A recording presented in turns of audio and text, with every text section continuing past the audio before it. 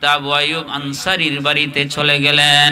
আবু আইয়ুব আনসারীর বাড়িতে চলে যাওয়ার পর আবু আইয়ুব আনসারীর বাড়িতে এমন তিনজন মেহমান গেলেন, যে মেহমান আল্লাহর আরশের নিচে, আল্লাহ তাআলার আসমানের নিচে, জমিনের উপরে এমন সম্মানিত মেহমান নাই। হযরত আবু আইয়ুব আনসারী বড় খুশি হয়ে গেলেন। পয়গম্বরের সামনে খেজুরের চড়াগুলো ধরে দিলেন।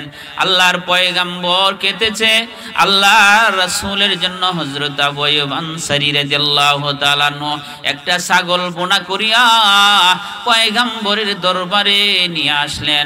আল্লাহর রাসূল সাল্লাল্লাহু আলাইহি ওয়াসাল্লাম ডাক দিয়া বলে, হে আবু আইয়ুব আনসারী, এই অল্প গোশত আর কয়েকটা রুটির টুকরা নিয়ে যাও, আমার মা ফাতেমার কাছে নিয়ে যাও। আজকে 3 দিন যাবত ফাতেমা কোনো কিছু খায় না। হযরত আবু আইয়ুব আনসারী রাদিয়াল্লাহু তাআলা আনহু রাসূল করিম সাল্লাল্লাহু আলাইহি ওয়াসাল্লামের নির্দেশ অনুযায়ী নিয়ে আসলেন আল্লাহর পয়গম্বর।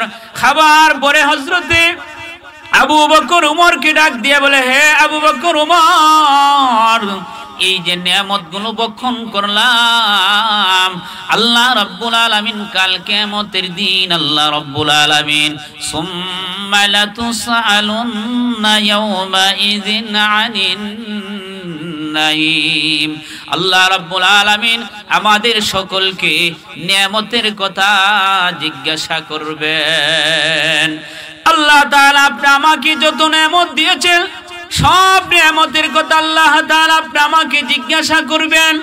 এই জন্য যে নিয়ামতের বেশি বেশি করে শুকরিয়া আদায় করবে, আল্লাহ রাব্বুল আলামিন তার নিয়ামতকে আরো বাড়ায় দিবেন। এই জন্য আল্লাহ বলেন, লা ইন শাকারতুম লা আযীদান্নাকুম ওয়া লা ইন কাফারতুম ইন্না আযাবী লাশাদীদ। আল্লাহ রাব্বুল আলামিন বলেন, আমার নিয়ামত পাইয়া যেন আমার বান্দা বান্দীরা আমার নিয়ামতের শুকরিয়া আদায় করবে, আমি আল্লাহ তার নিয়ামতগুলো আরো বাড়াইয়া দিব।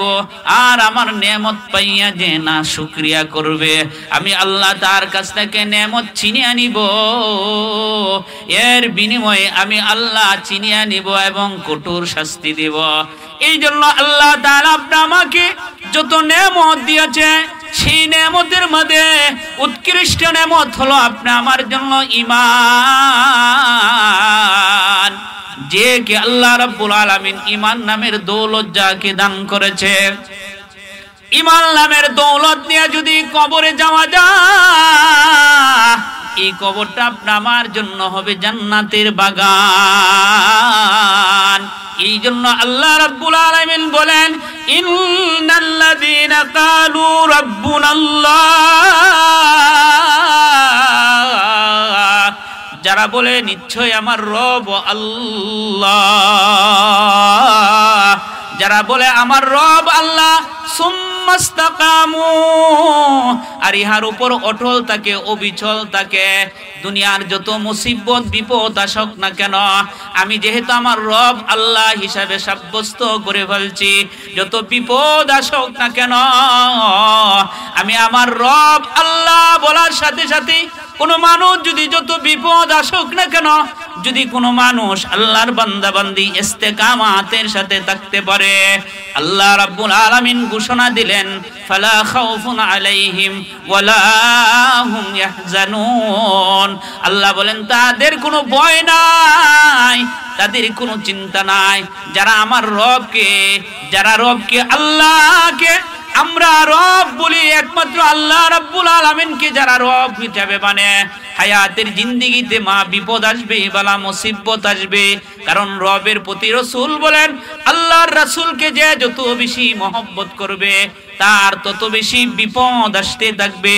কারণ আল্লাহ রাব্বুল আলামিনের সাথে যার গভীর সম্পর্ক থাকে তার বিপদ আসে, তার ঈমানি পরীক্ষা হইতে থাকে।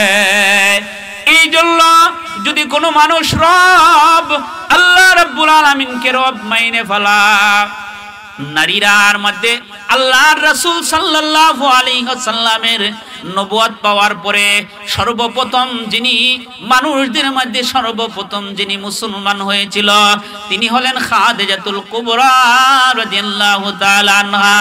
তিনি সর্বপ্রথম আল্লাহর পয়গম্বরের কাছে মুসলমান হয়েছিলেন, সর্বপ্রথম তিনি মুমিনা হয়েছিলেন। আর পৃথিবীতে সর্বপ্রথম যে পৃথিবীতে সর্বপ্রথম শাহাদত বরণ করেছিলেন এটাও পাওয়া যায় হাদিসের মধ্যে একজন নারী।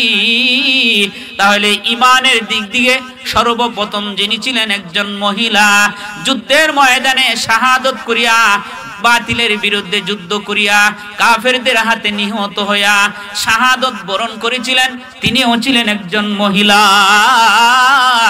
হযরত আম্মার ইবনে ইয়াসির রাদিয়াল্লাহু তাআলা আনহার মা সুমাইয়া রাদিয়াল্লাহু তাআলা আনহা আবু জাহেল কেমন ভাবে নির্মূল ভাবে তাকে শহীদ করেছিল।